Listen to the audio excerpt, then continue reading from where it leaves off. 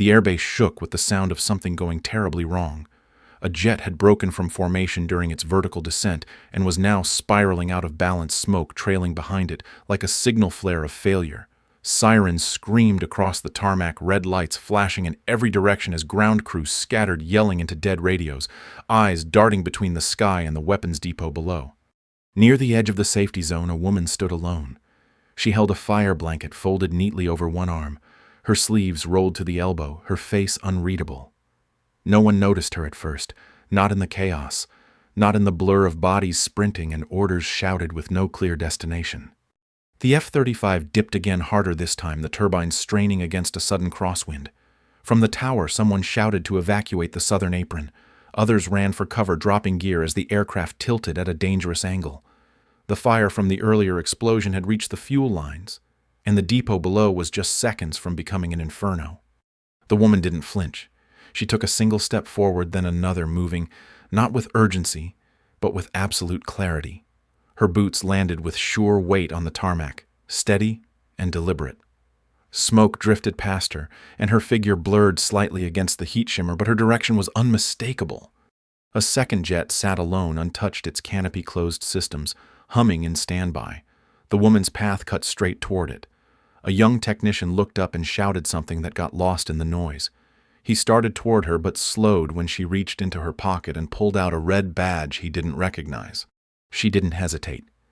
Her hand brushed over the fuselage as she climbed the ladder, each rung a silent answer to a question no one had thought to ask. Around her, the base held its breath, the falling jet still descending, the fire still spreading. No one knew her name. Not yet.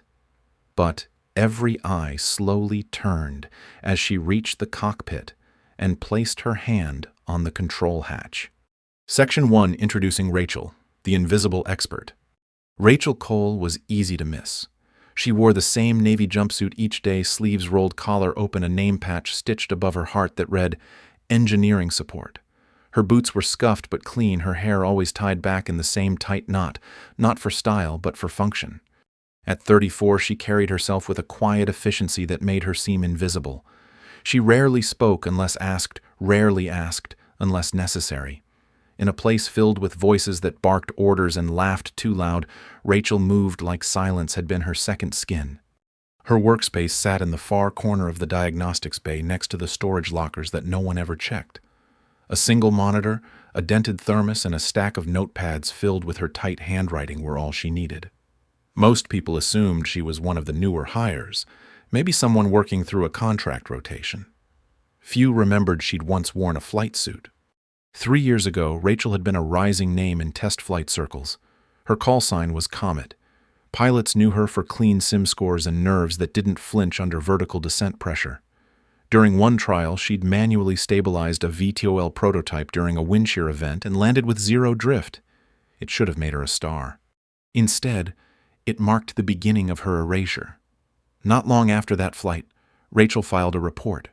It outlined a flaw in the emergency throttle override system, a lag in sensor sync that could trigger rotational instability during hover landings. She didn't dramatize it. The language was calm, precise, and thorough. The response wasn't. Her supervisor called it excessive. Command reviewed it briefly and decided no immediate action was needed.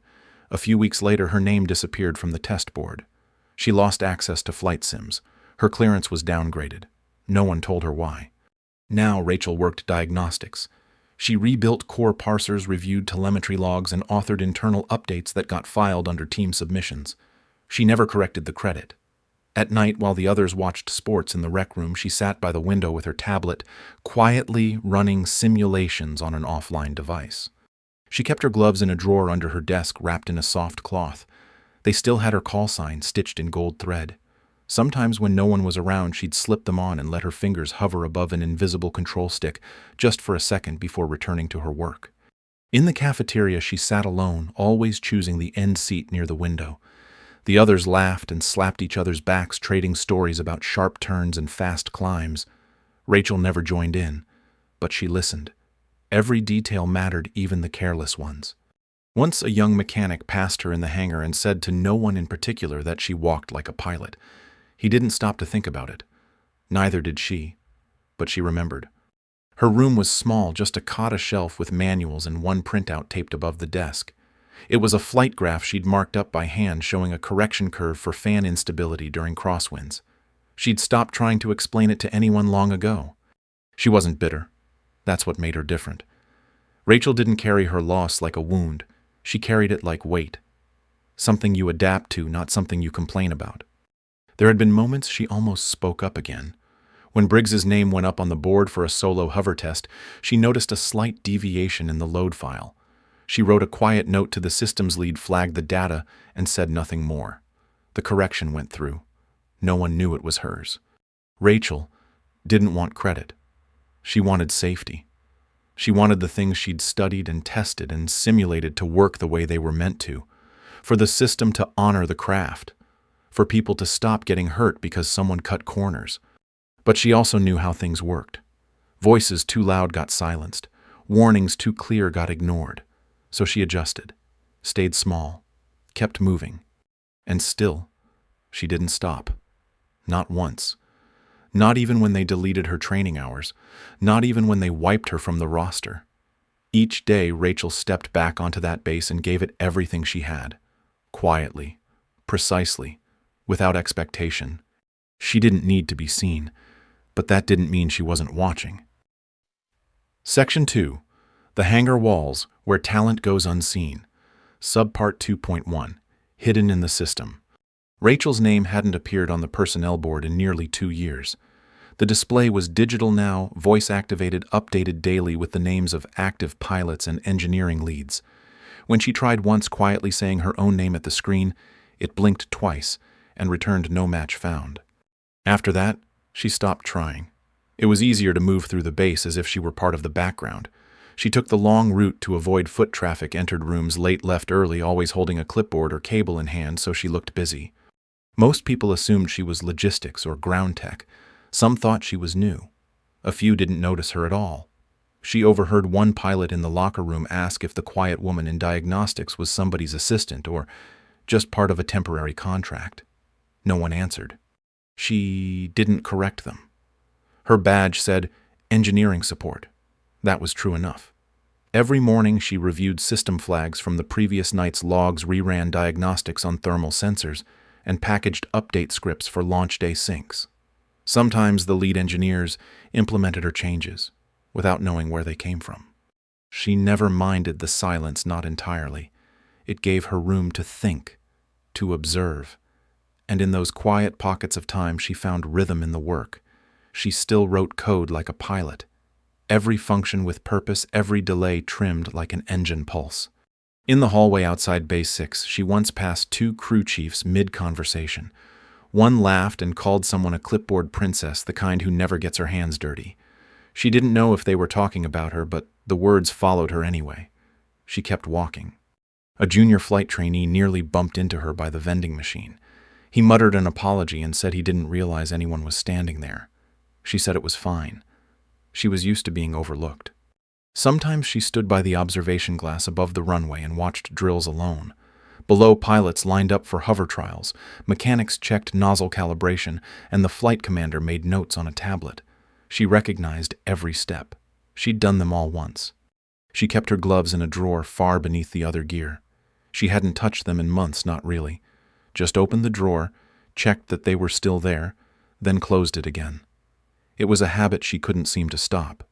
Once late at night, a new recruit passed her in the hangar. He nodded and said she moved like she knew this place better than anyone. Then he shrugged and kept walking. She didn't respond, but she remembered that too. Rachel never asked for her clearance back, never filed a complaint. She'd already seen what happened when you asked for too much. What mattered was the work, keeping the system stable, keeping the crew safe even when they didn't see her. Every task she completed was documented under system logs or team submissions. Her name never appeared, but the jets ran smoother. The alarms triggered cleaner. The control towers noticed fewer errors in their diagnostics window. That was enough. She walked through each day with quiet resolve, doing what needed to be done. She didn't expect thanks. She didn't want attention. But buried beneath the weight of silence was a mind still sharp, still steady, still watching. And somewhere deep inside a part of her waited. Subpart 2.2 The Humiliation. The hangar was full of noise that afternoon. Gearing up for a hover test always brought out a kind of energy that buzzed through the crew like static. Pilots leaned over screens, technicians checked fuel readouts, and someone cracked open a sports drink loud enough to echo off the steel walls. Rachel stood near the fire safety cones, spacing them by hand. Her sleeves were rolled and the sun had already browned the back of her neck. She moved with steady precision, unnoticed like usual. But something shifted when Briggs walked in. He always drew attention. Loud, cocky, the kind of pilot who treated a briefing like a stage. A junior tech flipped through an old printout and stopped mid-page. He pointed at the paper, then called out across the hangar. He said Rachel's name was listed as co-pilot on an old test schedule. The room paused just long enough to give the moment weight. Then Briggs laughed and held the sheet up like it was some forgotten joke from a comedy set. He said it must have been part of some diversity push, something that didn't last. Someone else joined in and asked if she was there to pass out snacks or maybe reset cones. A ripple of laughter followed. She didn't say a word. She adjusted a cone and turned back toward the supply rack. Her steps never sped up. Her hands stayed calm. Then someone tossed a headset across the floor. It was plastic, the kind meant for kids, bright pink with foam ear pads and a toy mic. It skidded to a stop near her boots. Another crew member shouted that it might actually fit her. A few phones came out half-hidden, raised just enough to catch the moment without owning it, the kind of thing they'd show friends later with a smirk. Rachel bent down slowly. She picked up the headset and turned it over in her hand as if checking for damage. Then she walked over to the nearby table and placed it down gently, not like trash but like something too small to bother breaking. One of the younger technicians, barely out of flight school, stepped closer. His voice was soft when he asked if she was angry. She met his eyes just for a second. She said she'd already landed harder things than this. Then she picked up the fire blanket, slung it over one shoulder, and walked straight through the center of the group. No hurry. No change in expression. Her steps were deliberate, her back straight, her eyes forward. No one followed her. No one called her name. Behind her, a few people shifted awkwardly. A printout had been stepped on. Someone kicked the headset aside. But the laughter had stopped. No one clapped. No one apologized, but no one made another joke either. Rachel didn't look back. She returned to her task, marking off safety lines with the same quiet focus she'd had from the beginning. To them, she might still be invisible, but now they had seen something. They just didn't know what to call it yet. Section 3. The sky collapses. No one left to fly. Subpart 3.1. The fireball. The sound tore through the base like a warning that came too late. A deep, metallic groan followed by a sharp boom sent heads snapping upward as the F-35B above them stuttered mid-hover. The aircraft dipped hard to the left, its nozzles twitching as it fought for control against a sudden shift in wind. Then came the fire. It bloomed near the depot, thick and fast, fueled by whatever the first blast had ripped open. A chain of sparks trailed behind the jet, and in the next instant, a shockwave cracked across the tarmac, rattling windows and knocking a wrench off a nearby lift truck. Alarms wailed to life. The base scrambled. People shouted into headsets that no longer connected to anything stable. The control tower barked commands over distorted channels, trying to reroute ground crew away from the depot zone. No one moved fast enough. The jet was spinning now, caught in a dirty airflow caused by the blast. Its landing gear hung awkwardly one side, failing to lock. The pilot's voice cut through the static, once clipped and tense. Then nothing but silence.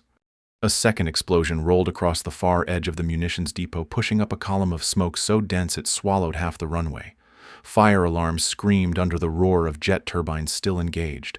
Fuel mist glimmered in the air like glass. The pilot punched out. A blink of white smoke marked the arc of the ejection seat as it launched upward. Below, the aircraft lost its balance and dipped, nose first, turbine still spinning, dragging the frame toward the depot's exposed fuel lines. Command had no answers. Officers sprinted between stations, scanning emergency maps, shouting to reroute power, then shouting again when systems didn't respond. Radios overlapped with garbled voices, each one more urgent than the last. Someone yelled to clear the hangar floor. Another barked at a fire team to bring foam lines forward, only to realize the hose reels were on the wrong side of the blast radius. Every direction was wrong. Every second lost. Rachel stood on the safety line. The fire blanket was still over her shoulder. Her gaze didn't follow the crowd or the chaos. It tracked the aircraft locked on the descent path, watching the way it tilted, the way the frame twisted under stress. The smoke made everything feel slower than it was, like the world was folding in. Heat shimmered off the tarmac in waves that bent the air. People screamed at each other over wind and sirens. No one heard what anyone else was saying. A junior crew chief ran past her and shouted something about backup. She didn't move. Her eyes shifted to the second jet. It sat untouched near the far hangar, nose forward systems in idle mode, canopy closed. Ready, but locked. No one was near it. All eyes were on the sky or on the fire or on the flight commander shouting into a headset that wasn't picking up a signal. In the middle of it all, the second jet seemed like a ghost. There, waiting, not seen.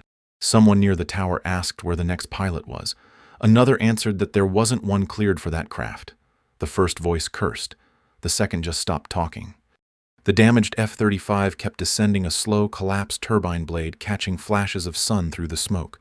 Its trajectory was pulling it toward the exposed depot tanks. There was no time left. And still, the second jet didn't move. It sat like a sealed answer to a question no one knew how to ask. A possibility no one believed was possible. Not yet. Not until someone stepped toward it. Subpart 3.2. Where's our backup? Inside the control tower, voices overlapped like static turned human. One officer shouted for fuel line status. Another tried to pull up satellite tracking, but the server lagged under emergency load. The room moved fast, but felt like it was sinking. Commander Ellis leaned over the central console, sweat cutting a line down his temple. He barked at a junior tech to check wind vectors, then cursed when the screen froze. The damaged jet was drifting further off-center, its angle pulling hard toward the south depot. A radar technician called out the descent rate. It was too steep. Another officer asked who was listed as backup for vertical override. No one answered. He repeated it louder, flipping through a binder that hadn't been touched in months. The binder showed a list of standby pilots all crossed out. Training rotations, injuries, flight status grounded. A sticky note flapped loose near the edge. Someone had written TBD in pen and circled it like a joke. Nobody laughed. The comms operator tapped her headset twice, trying to raise the ejected pilot. Only static came back. No visuals, no response. The aircraft was still powered, still hot, still live. Its onboard AI had begun default corrections, but the damage made them meaningless. A red light blinked on the far wall. It signaled risk to the depot's primary tanks. If those went, the whole south quadrant was gone. The engineer monitoring external sensors swore under his breath and backed away from his panel. Protocol was slipping out of reach. Commander Ellis shouted again. "Where's our backup? Get me the override codes. Get me someone cleared to fly that second jet." The words hit the wall and bounced back hollow. Someone finally said it. "There isn't one. The second jet has no assigned pilot." A junior officer scrambled to verify it. She typed fast-ran queries, flipped to manual records. Nothing. The control chair next to her sat empty. She looked up and locked eyes with Ellis, then looked away before he could speak. The F-35 outside dropped lower. Its right stabilizer caught turbulence from the burning depot and twisted out of alignment. The onboard fans screamed. Below the depot's heat signature spiked into red across the infrared scan. Someone in the back mumbled something about trajectory. Someone else said there was no way to reroute fire suppression fast enough. The air in the room felt thinner, as if the pressure outside was already seeping in. Ellis slammed a hand on the table. Nobody looked at him. They were all watching the screen now. Watching the numbers drop, the altitude tick down, the smoke rise. A moment passed where everything inside the tower seemed to freeze. Every protocol had failed. Every plan had hit a dead end. There were no names left to call. No lines left to reach. The aircraft was seconds from impact. The silence inside the tower was not calm. It was dread. And in that silence, something unspoken filled the space. A question too big to say aloud. Not what happens if it hits, but who's left to stop it. Section 4. The Unexpected Pilot Sub, Part 4.1. A Badge That Shouldn't Exist. Rachel moved without a word. The fire blanket slipped from her shoulder as she crossed the tarmac, stepping out of the chaos and into a straight, quiet path. The ground around her shook with noise, but none of it touched her steps. The second jet sat still like it had been waiting for her. Its frame gleamed under the smoke-filtered sun systems, humming just beneath the skin. No one was near it. No one was supposed to be. A technician turned and saw her coming. He stepped forward, one hand raised, already saying they weren't cleared for launch. Rachel didn't slow. She reached to her hip and unclipped a small red badge from her belt. The technician stopped mid-step. The badge had a seal most people didn't recognize anymore. An old override clearance reserved for emergency systems staff with flight history. He blinked. He didn't ask questions. She held it up for only a second before sliding it back into place. She reached the ladder. Her hands closed around the rails like they'd never let go. Each rung felt solid, familiar. She climbed with steady motion, her boots quiet against the metal. At the top, she paused. Smoke drifted around her, curling past the nose of the jet like it knew better than to touch her. She pressed her palm to the side of the canopy. Then she opened it. The hiss of the seal releasing was soft, almost unnoticed beneath the wind and sirens. Rachel stepped inside and lowered herself into the seat with no hesitation. Her body fit the cockpit like memory. Nothing creaked. Nothing resisted. She scanned the panels. Every switch. Every light. She reached for the harness and clicked it into place with one smooth motion. Her gloves were still in her pocket. She didn't need them. Her fingers moved across the console. Power engaged. Battery check. Manual boot override. The displays came to life in sequence one by one like they knew who was sitting there. Outside, a few crew members had stopped moving. One pointed. Another froze. Phones stayed in pockets. No one filmed. They didn't know what they were seeing yet, only that something had shifted. Rachel adjusted the seat. The HUD flickered and stabilized. Her breathing stayed even, untouched by panic or noise. She input a code only 2 people on base had ever memorized. One of them had forgotten it. She hadn't. The jet came alive. Engines spun up with a low rising growl, not loud but deep, like something old had just been woken up. Lights on the dash flared green. Flight controls unlocked. Fan tilt controls readied for manual input. Rachel placed her hands on the stick. The tower still hadn't noticed. The hangar floor remained frozen. But inside the cockpit there was no more waiting. The system was hers again, after all the silence, after all the time. Sub-Part 4.2, The Impossible Maneuver. Rachel lifted off with a smooth vertical rise, fan vectors responding instantly to her input. The jet ascended into thick smoke engines, adjusting in rapid pulses, correcting micro shifts in pressure. She didn't follow standard takeoff. There wasn't time for that. Below her, the base watched in stunned silence. The second F-35 wasn't meant to fly that day. Yet here it was, climbing into chaos with a calm no one could explain. Rachel's voice stayed off the radio. Her hands did the speaking. She set her HUD to manual override, bypass default protocols, and activated a buried script labeled EBCTRL-R1. It was her algorithm. The one that had been shelved, discredited, then forgotten. The system recognized it without hesitation. As she rose, her screens locked onto the failing aircraft above. It twisted, slowly caught in unstable descent, its frame groaning with strain. One wing dropped lower. Rachel noted the yaw drift, adjusted her own fan tilt by 0.5 degrees, and climbed into its path. Wind swirled around both jets, hot and fractured by the earlier blasts. Rachel's stabilizers adjusted in quick bursts, pulsing left and right to absorb the turbulence. Her eyes flicked from speed to trajectory to altitude. The failing jet had no pilot, only a dying system and its own weight. She matched its drop rate. Not exactly. Just close enough to catch its slipstream without being pulled into it. Her vector fans adjusted in real time, reacting to each dip in temperature and pressure. Her fingers never left the stick. Ground crews stood still, helmets in hand, watching a moment they didn't yet understand. Radios had gone quiet. The tower hadn't spoken in over a minute.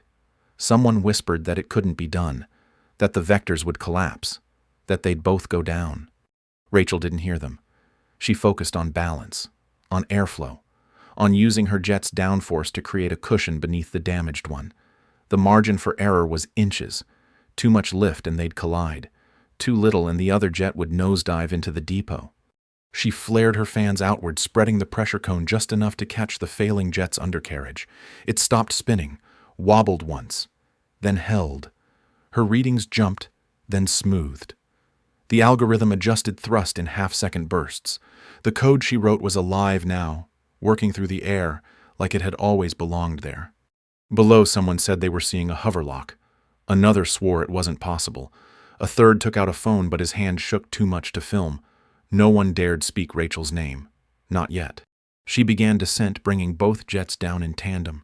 Her own hover path curled just under the other craft's, drawing it inward, stabilizing each drift. Her display showed stress limits rising, then settling. The depot flared red on the map, but stayed intact.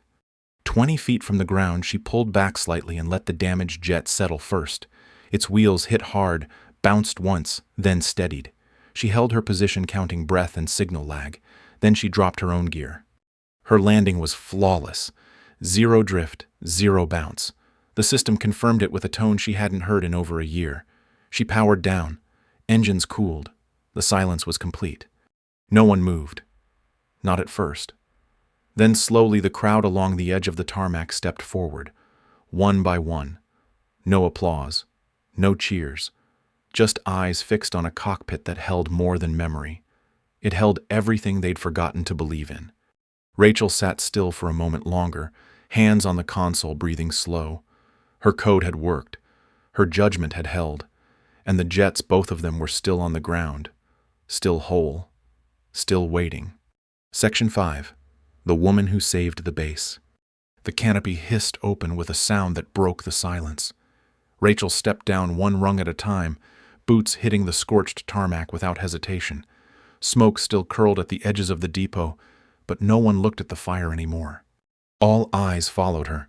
She didn't glance around. She didn't adjust her sleeves or straighten her shoulders. She just walked. Crew members parted without speaking. Some stared. A few lowered their heads.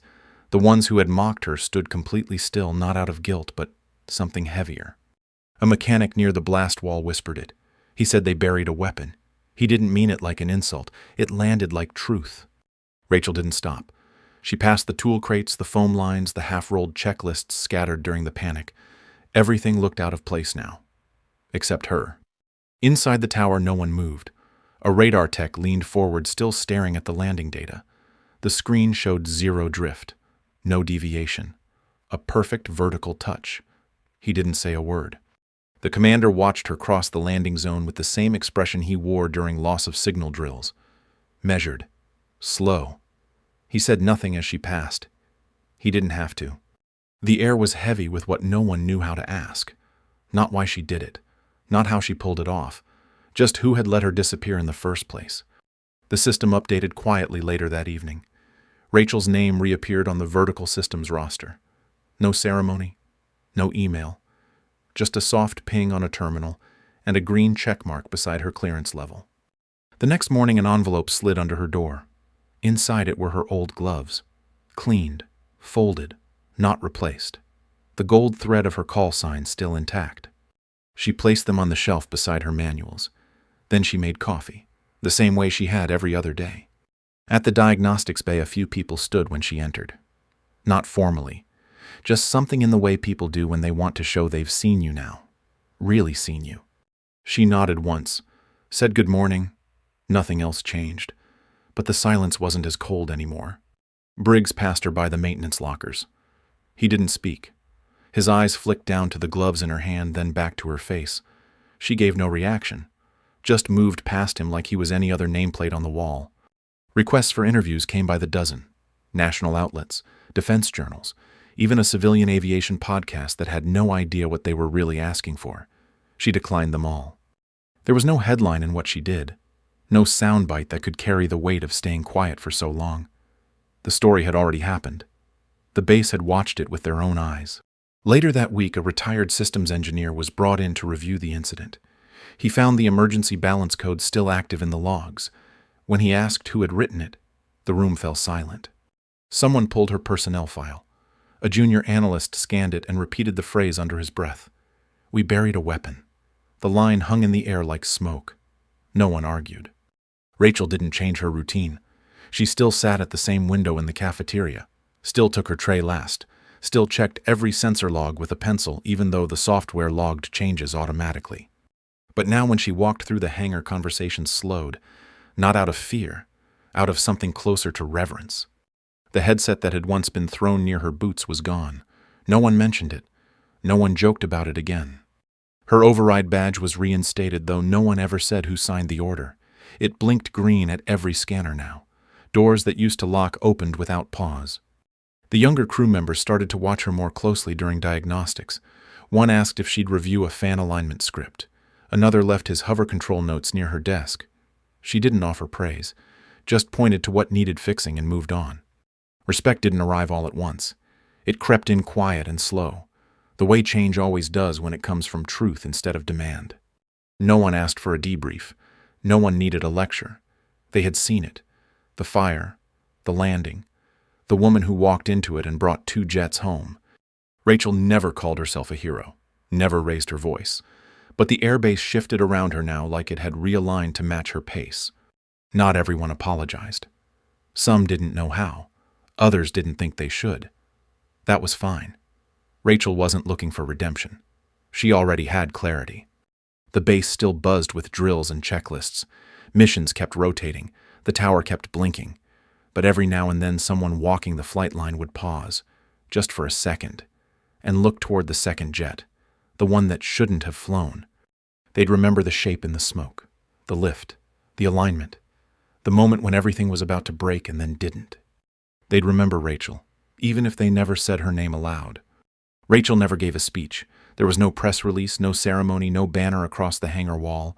Life at the base simply continued with drills, scheduled rosters updated, and engines humming as usual. But small things had changed. People noticed when she entered a room now. They paused when she spoke. They listened when she pointed to a line of code or called out a data anomaly others had missed. She never spoke about the day it happened. She never mentioned the override badge or the algorithm that saved them. When asked how she knew what to do, she'd just smile slightly and change the subject. Most days she kept to her routine. Early start. Diagnostics by 0800. Lunch by the window. Coffee and a paper cup, gloves folded neatly beside her tray. She looked the same. But something around her had shifted. One afternoon a recruit sat nearby. He didn't say much. Just watched her run a sim loop, then asked if she'd always been good at manual vectors. Rachel didn't answer right away. She sipped her coffee and looked out the window before replying. Then said, "It takes time, practice, and patience." What no one saw was how long she had worked on the code. Years before anyone knew it mattered, she'd stayed late writing patches, running numbers by hand, testing response intervals between thrust and lift in low-gravity scenarios. She built it not for praise, but because she saw what could go wrong if no one did. In the quiet corners of her room, surrounded by loose printouts and a backup drive she never turned in, she rewrote lines again and again. She ran crash videos on loop, stopping them frame by frame until she could feel the failure before it happened. Not once did she complain. Her father used to say that if you build something strong enough, it doesn't have to be loud to hold weight. She carried that with her, not just in her work, but in the way she moved through the world. A few weeks after the incident, someone saw her walking the runway alone. The sky was wide open and the wind was light against the steel. She didn't carry tools, no headset, just her gloves tucked into her belt.